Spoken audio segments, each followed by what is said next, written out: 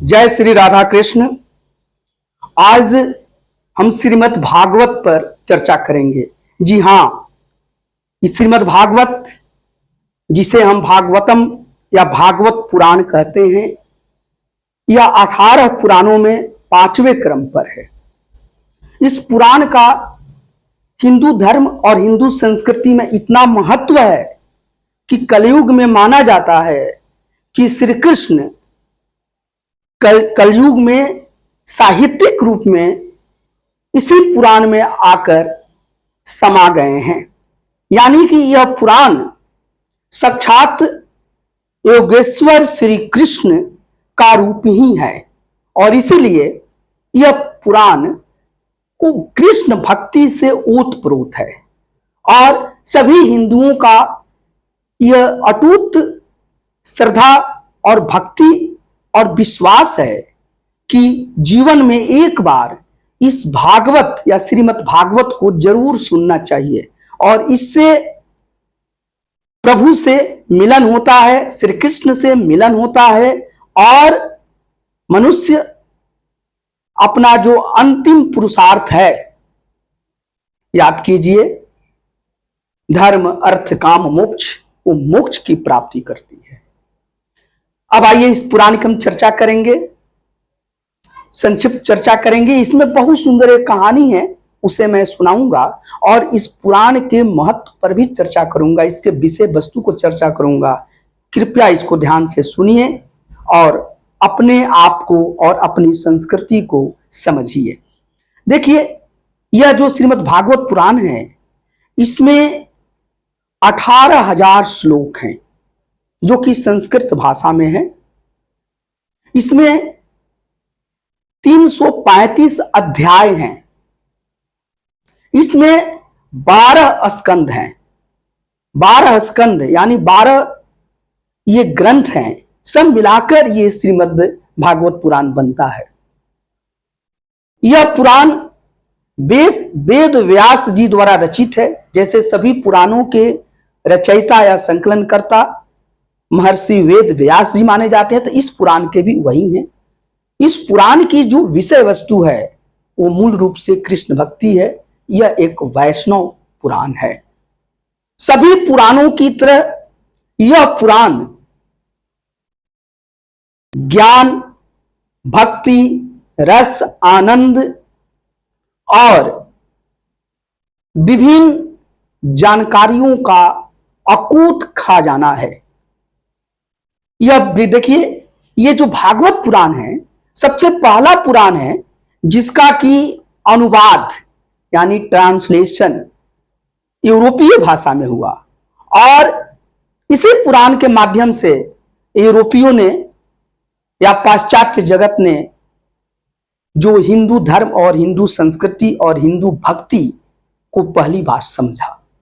तो यह पुराण अपने आप में बहुत महत्वपूर्ण है। इस पुराण में माना गया है कि श्रीमद् भागवत पुराण को, जिसे भागवतम या भागवत पुराण कहते हैं, इस पुराण को सबसे पहले वेद व्यास जी ने अपने जो पुत्र हैं सुखदेव जी को सुनाया और सुखदेव जी ने इसे राजा परीक्षित को सुनाया। राजा परीक्षित, माना जाता है, यह कहानी आई है कि जब कलयुग का प्रारंभ हुआ तो राजा परीक्षित के ही समय में हुआ। राजा परीक्षित अभिमन्यु और उत्तरा के पुत्र हैं। अर्जुन के राजा परीक्षित जो हैं वो पोता लगते हैं और इनका नाम परीक्षित पड़ा क्योंकि अश्वत्थामा जब प्रतिशोध में जल रहा था और पांडवों का समूल नाश करना चाहता था, तो सभी का तो नाश कर ही दिया था, लेकिन उत्तरा के गर्भ में, उत्तरा जो अभिमन्यु की पुत्री, अभिमन्यु की जो पत्नी थी, उनके गर्भ में एक बालक पल रहा था। उस पर भी वह अपना अंतिम अस्त्र, ब्रह्मशिरा अस्त्र नाम है, छोड़ा। अंततः श्री कृष्ण ने अपने चक्र सुदर्शन से फिर इनको जीवित किया या और इनका नाम परीक्षित पड़ा। तो ये परीक्षित, कलयुग का प्रारंभ हुआ तो इनको सर्प काट दिया था और इनकी मृत्यु में मात्र 7 दिन बचा हुआ था। 7 दिन का कैसे सदुपयोग किया जाए, इसके लिए सुखदेव जी उस समय का महान संत और ज्ञानी थे, तो उन्होंने इन्हें सुझाया और इनको भागवत सुनाया 7 दिन, और इन्होंने बहुत मनोयोग से सुना और अंततः इन्हें मोक्ष की प्राप्ति हुई। तो ये कहानी है। तो वेद व्यास जी ने सुखदेव जी को भागवत पुराण को सुनाया, सुखदेव जी से सूत जी ने सुना, और सूत जी ने तमाम ऋषि मुनियों को सुनाया, और इस तरह से भागवत पुराण हम सब तक पहुंच पाया है। ये इसमें चर्चा है। देखिए, ये जो पुराण है इसमें भक्ति की चर्चा है, और भक्ति अंततः आत्मज्ञान, मोक्ष और आनंद की तरफ ले जाती है। और इसलिए इस पुराण को जो पढ़ता है वह सब कुछ भूल जाता है और भक्तिमय हो जाता है, उसे बहुत आनंद की प्राप्ति होती है, और उसके अब इस पुराण को सुनने के बाद उसे और किसी सुख का या किसी दूसरे आनंद की कामना नहीं रह जाती है। तो ऐसा माना जाता है और अनुभव किया जाता है। इस पुराण में देखिए, जो 10वां पुराण स्कंद है, 12 स्कंद है, 10वां जो है वो बहुत सर्वाधिक महत्वपूर्ण है। उसमें 4000 श्लोक हैं। ऐसे पूरे भागवत पुराण में 18000 श्लोक है, 335 अध्याय है, 12 स्कंद है। और इस पुराण में सभी चीजों की चर्चा है। जैसे इसमें बताए हैं कि ब्रह्मांड विज्ञान की चर्चा है, कि ब्रह्मांड या इवोल्यूशन ऑफ यूनिवर्स कैसे हुआ, ब्रह्मांड की उत्पत्ति कैसे हुई, इसमें भी चर्चा है। और सभी पुराणों में प्राय इसमें चर्चा बताया गया है। खगोल विज्ञान की चर्चा आती है, इतिहास भूगोल के बारे में विशद वर्णन है, और इतिहास भूगोल की दृष्टि से, खगोल की दृष्टि से, विज्ञान की दृष्टि से पुराण बहुत ही महत्वपूर्ण है। बहुत इसमें वंशावलियां हैं राजाओं की, और उनसे इतिहास को समझने में और तिथि क्रम करने में हमको सुविधा मिलती है। बहुत सारी किंवदंतियां या कहानियां हैं। सभी कहानियां बहुत ही रोचक हैं, बहुत ही प्रेरक हैं, और समाज और मनुष्य को सही दिशा प्रदान करती हैं। इसमें संगीत, नृत्य, योग, धर्म, संस्कृति आदि का उल्लेख है। अब देखिए, इस पुराण के इसमें एक धुंधुकारी और गोकर्ण की कथा है, बहुत ही रोचक है। इसे कहने में मुझे 3 से 4 मिनट लगेंगे, तो आप इसे जरूर सुनिएगा। लेकिन इसके पहले मैं थोड़ा यह समझाने का प्रयास करता हूं कि जो 12 स्कंद हैं, बहुत संक्षिप्त में एक सेंटेंस में उसमें क्या है। देखिए, पहला जो स्कंद है उसमें भक्ति योग और वैराग्य की चर्चा है। दूसरा जो स्कंद है उसमें ब्रह्मांड की उत्पत्ति की चर्चा है, साथ ही साथ विराट पुरुष का स्वरूप का वर्णन है। तीसरा जो स्कंद है उसमें उद्धव द्वारा कृष्ण या भगवान का बाल चरित्र वर्णित किया गया है। चौथा जो स्कंद है उसमें राजर्षि ध्रुव और पृथु का चरित्र वर्णन है। इसी का साथ देखिए, 5वां स्कंद जो है इसमें समस्त सृष्टि की स्थिति क्या है इसकी चर्चा की गई है। जैसे समुद्र की स्थिति, पर्वत, नदी, पाताल, नरक आदि सभी का बहुत ही सुंदर वर्णन किया गया है। इसी तरह से देख लीजिए कि जो 6ठा स्कंद है उसमें मानव, पशु आदि के जन्म की कथा है। 7वां स्कंद में प्रहलाद और हिरण्यकश्यपु एवं हिरण्याक्ष का चरित्र वर्णन है। ये प्रहलाद जो हैं वो बहुत बड़े विष्णु भक्त थे, और उनका पिता जो हिरण्यकश्यप था वो घोर विरोधी था, और इसलिए हिरण्यकश्यप का नाश करने के लिए और प्रहलाद की रक्षा करने के लिए इस नरसिंह अवतार होता है विष्णु का, तो इसमें नरसिंह और अवतार का भी वर्णन आ जाता है। और साथ ही साथ देखिए, इसके बाद देखिए 8वां जो स्कंद है इसमें गजेंद्र मोक्ष है। कहा जाता है कि अगर कोई गजेंद्र मोक्ष का पाठ करे तो किसी भी संकट से वह आदमी निकल सकता है। और तो ये गजेंद्र मोक्ष है। इसमें गजेंद्र, गज और आपका मगर की युद्ध है, मगरमच्छ की युद्ध है, और गजराज को अपने शक्ति पर बहुत भरोसा है, वो लड़ता है, लेकिन जब अंत में वो हारता है तो वह भगवान कृष्ण को पुकारता है और वो स्तुति करता है, वही स्तुति गजेंद्र मोक्ष है। अंततः भगवान आते हैं और गजराज की रक्षा करते हैं। यह बिहार के में आपको हाजीपुर के पास, ये सोनपुर के पास कोनहरा घाट है और वहीं हरिहर क्षेत्र का मेला भी लगता है, तो वहाँ इसका वर्णन है और लोग जाकर वहाँ पर दर्शन करते हैं। तो गजेंद्र मोक्ष का वर्णन इसमें आया है, बहुत सुंदर। मनवंतर कथा है इसमें, वामन अवतार का इसमें वर्णन किया गया है। जो 9वां स्कंद है, 9वां स्कंद, इसमें श्री राम की जीवनी या कथा कही गई है, राजवंशों का वर्णन मिलता है। 10वां स्कंद जो है वो श्री कृष्ण की अनंत लीलाएं का वर्णन करता है। 10वें स्कंद बहुत इंपॉर्टेंट है, मैं बताया भी था। और 10वां स्कंद में 4000 श्लोक है, सर्वाधिक महत्वपूर्ण है। और इसमें भगवान श्री कृष्ण की बहुत ही रस भरी आनंदमय अनंत लीलाओं का वर्णन है। और फिर देखिए ये जो 11 स्कंद है, इसमें यदु वंश के संहार का वर्णन है। कृष्ण जो थे वो यदुवंशी थे और अंत में यदु वंश का संहार हो जाता है। कैसे संहार होता है इसका वर्णन 11 स्कंद में किया गया है श्रीमद् भागवत के। 12वां स्कंद जो अंतिम स्कंद है, इसमें विभिन्न युगों का वर्णन है तथा प्रलयों का वर्णन है कि विभिन्न युग कैसे हुआ और हर युग के बाद प्रलय कैसे होता है, इसकी भी इसमें चर्चा की गई है।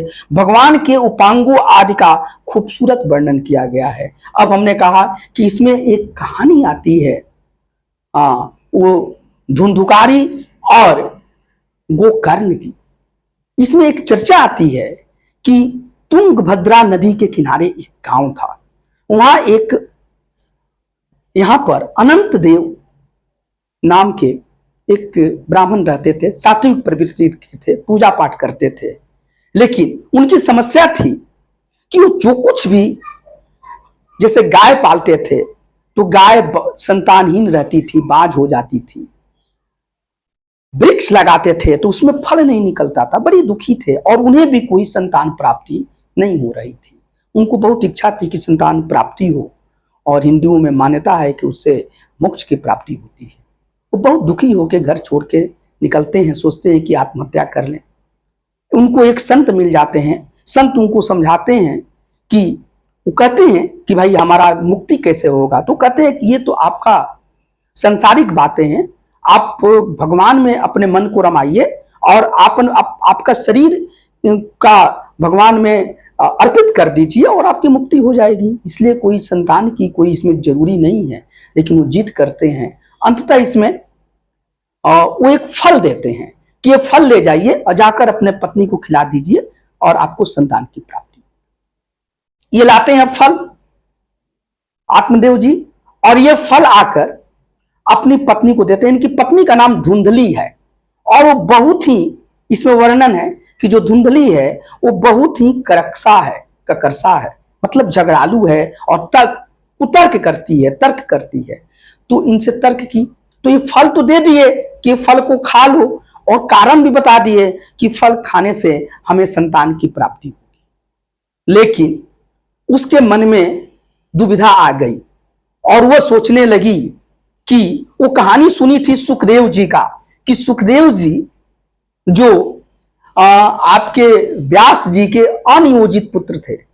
तो ये कहा जाता है कि सुखदेव जी अपने माता के गर्भ में ही यह 12 साल तक रह गए। ठीक है, इनको ज्ञान हो गया था कि बाहर का दुनिया बहुत ही अच्छा नहीं है और संकटमय है, तो ये माँ के गर्भ से बाहर ही नहीं निकल रहे थे, तो 12 वर्ष तक रह गए।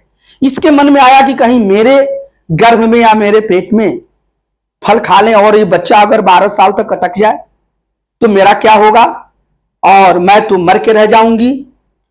ठीक है, और इस तरह से इसके मन में कई तरह की दुविधा आने लगी और इस बच्चा से क्या होगा।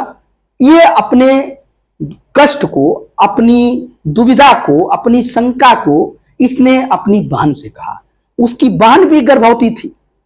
बहन ने कहा कि आप चिंता मत करो, मैं गर्भवती हूं, मुझे जो पुत्र होगा मैं तुमको दे दूंगी और तुम ऐसा करो कि तुम नाटक करो पुत्र होने का, ठीक है ना, और अब दे देना।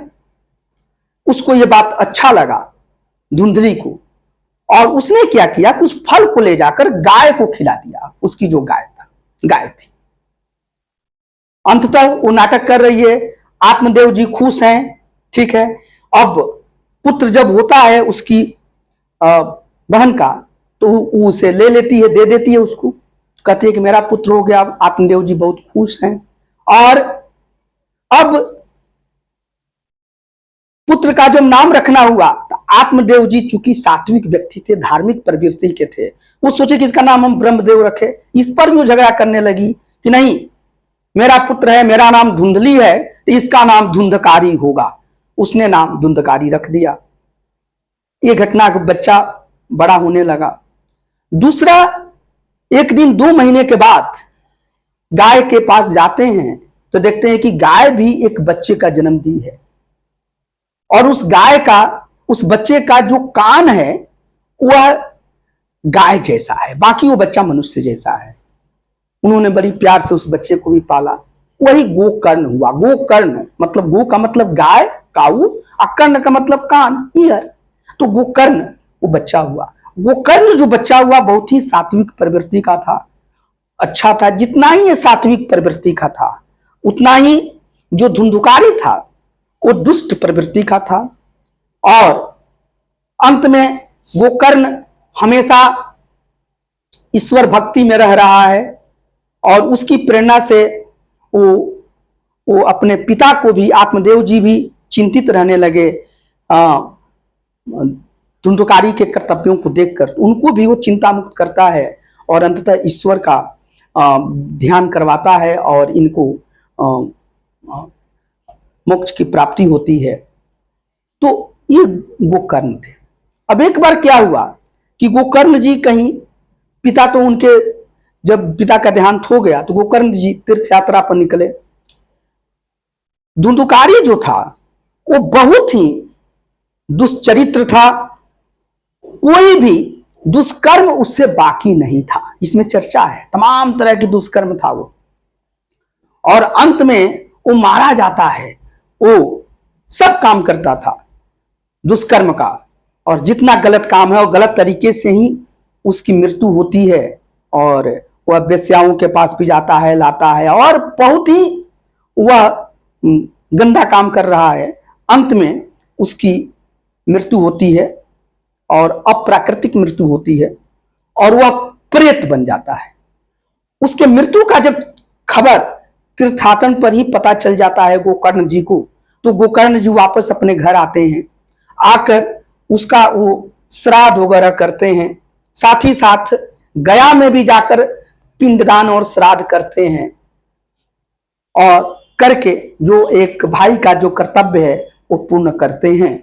लेकिन एक जब रात में वो अपने घर पर सो रहे हैं, तो धुंधुकारी प्रेत के रूप में, वो तो प्रेत बन गया है, 10 दिशाओं में वो भटक रहा है। वो आकर इनके सामने खड़ा हो जाता है और इनसे अपना दुख रोता है, और कहता है कि मैं अपने कर्मों का फल भुगत रहा हूं, और मैं भूखा हूं, प्यासा हूं, मुझे कुछ इजाजत नहीं है, मैं पानी देखकर भी पी नहीं सकता हूं, मैं कहीं अच्छे जगह पर जा नहीं सकता हूं, और मैं बहुत कष्ट में हूं, और आप मुझे मोक्ष दिला सकते हैं, कृपया मेरे लिए कोई उपाय कीजिए। और इनसे वो प्रार्थना करता है। गोकर्ण जी द्रवित हो जाते हैं, और अपने भाई के कष्ट को सुनकर, जो प्रेत के रूप में है, और हो जाते हैं, और उसके प्रेत मुक्ति का उपाय सोचते हैं, और इसीलिए वह भागवत सप्ताह यज्ञ ठानते हैं। ये श्रीमद् भागवत का ये सप्ताह यज्ञ लोग सुनते हैं। राजा परीक्षित ने भी सप्ताह यज्ञ सुना था 7 दिनों का। अब जब यज्ञ हो रहा है तो हवा के रूप में, वो तो प्रेत बन गया है, हवा पवन के रूप में हवा बन गया है, वो आकर सही जगह पर बैठ नहीं सकता है। तो एक बांस जहां गड़ा गया था, वो बांस में 7 गांठ थे, 7 पोर था। उस बांस पर आके वो धुंधुकारी जो प्रेत बन गया है, प्रेत के रूप में हवा बन के उस घास में उस पर बैठा हुआ है। अब एक चमत्कारिक घटना हो रही है। जैसे जैसे गोकर्ण जी श्रीमद् भागवत कथा का सुना रहे हैं और जैसे एक दिन बीतता है, वो 7 गांठ वाला वो बांस था, तो एक दिन बीता तो एक बांस का जो एक गांठ था या एक पोर था वह फट जाता है। जब दूसरा दिन बीता तो दूसरा पोर फट जाता है। और इसी दिन इसी तरह 7 दिन बीतते बीतते अंतिम दिन 7वां पोर भी फट जाता है। और अब फिर अब जो गोकर्ण है उसको मुक्ति मिल जाती है प्रेत योनि से, और भगवान के पार्षद आते हैं। जब जिसको मोक्ष की मृत्यु मिलती है, मोक्ष मिल जाती है, तो उसको भगवान विष्णु के या भगवान कृष्ण सब एक ही हैं, उनके पार्षद आते हैं, वो उनको ले जाते हैं। और नहीं तो यमराज के दूत आते हैं, वो पकड़ के ले जाते हैं दुष्टों को। तो ये कहा गया है, तो पार्षद आते हैं भगवान के और उनको लेके जाते हैं। इस तरह से गोकर्ण जी ने अपने भाई धुंधुकारी, जो कि बहुत ही दुष्ट आत्मा था, बहुत ही गलत काम कर्म किया था और प्रेत योनि को प्राप्त हुआ था, उसको प्रेत योनि से मुक्ति दिलाते हैं। तो यहाँ भागवत कथा में इस कथा के माध्यम से भागवत या श्रीमद् भागवत के महत्व को बताया गया है। ये बहुत ही महत्वपूर्ण यह ग्रंथ है, और इस ग्रंथ को बार बार प्रणाम। आप लोग अपनी संस्कृति को जानिए, अपने आप को जानिए और इसमें रुचि लीजिए। ये भक्ति से तो भरा हुआ है ही है, लेकिन इसमें ज्ञान विज्ञान इतिहास भूगोल की बहुत बातें हैं, तो इसलिए भी ये बहुत महत्वपूर्ण ये भागवत है। और भागवत में इसका बहुत ही महत्व है। इस इतना महत्व है कि इसे 5वां वेद भी कहा जाता है। इसमें वेद पुराण उपनिषद का सार भरा हुआ है। इसे अद्वैत द्वैत सभी लोग इसको मानते हैं और सभी इसकी करते हैं। चैतन्य भी भागवत को मानते हैं, और जो माधवाचार्य हैं, जो भी द्वैतवाद है या अद्वैतवाद है, सभी की श्रद्धा भागवत में है। पूरी हिंदुओं की चर्चा जो श्रद्धा है वो भागवत ग्रंथ में है। और ये कहा गया है कि ये भागवत ग्रंथ ये अंततः आत्मज्ञान मोक्ष और आनंद की तरफ ले जाता है। हमने बताया भी कि ये भागवत जो ग्रंथ है, ये ग्रंथ या एक पुस्तक मात्र न होके ये पुस्तक रूप में ये श्री कृष्ण का ही रूप माना जाता है। माना गया है कि कलयुग में जो योगेश्वर भगवान श्री कृष्ण हैं, वो सभी के उद्धार के लिए वह अपने पूर्ण रूप में इस पुस्तक में ये समाहित हो गए हैं। और इस भावना से ही हिंदू संस्कृति और हिंदू धर्म भागवत को मानता है और इसमें श्रद्धा रखता है। जय श्री कृष्ण।